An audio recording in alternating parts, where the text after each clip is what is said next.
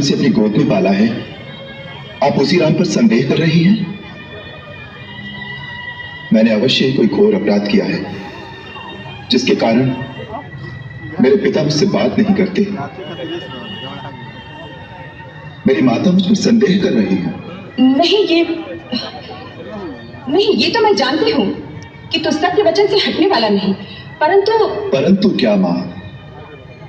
आप केवल संकेत कर दें तो मैं आपके चरणों के लिए अपनी चमड़ी के जूते बनवाता हूं।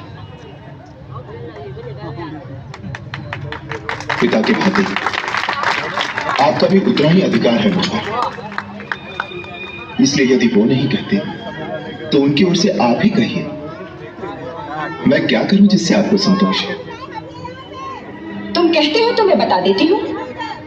तुम्हारे पिताश्री ने मुझे 2 वर दिए थे और कहा था जब जी चाहे मांग लेना। आज मैंने अपने वो दोनों वर मांग लिए। अब यदि वो मेरे वर मानते हैं तो पुत्र का मोह रास्ते में आता है, यदि नहीं मानते तो धर्म और सत्य पर कलंक लगता है। ये बेचारे इसी धर्म संकट में पड़ गए हैं। तुम्हारे संकोचवश तुमसे कह नहीं पा रहे। वो दोनों वर क्या है माता? पहला ये है कि तुम्हारी जगह भरत का राज्याभिषेक हो, और दूसरा ये कि तुम मुनि वेश धारण करके 14 वर्ष तक वन में रहो।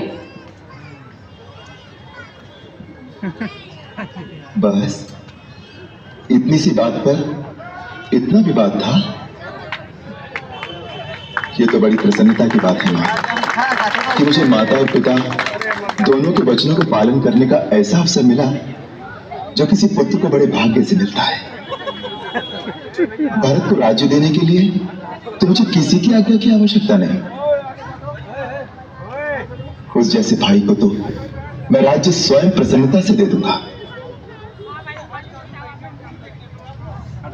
रहा वनगमन, तो लगता है मेरे कोई पुण्य जाग उठे जो आपकी आज्ञा से मुझे वहां जाने का अवसर मिल रहा है जहां ऐसे ऐसे महान ऋषियों और मुनियों के दर्शन कर सकूंगा जिनका तेज तीनों लोगों को प्रकाशित कर सकता है। मां, मेरा तो चारों ओर से कल्याण हो गया। पिता की आज्ञा का पालन, मां की इच्छा का अनुकरण, छोटे भाई का राज्याभिषेक और मुनि दर्शन से मेरा कल्याण।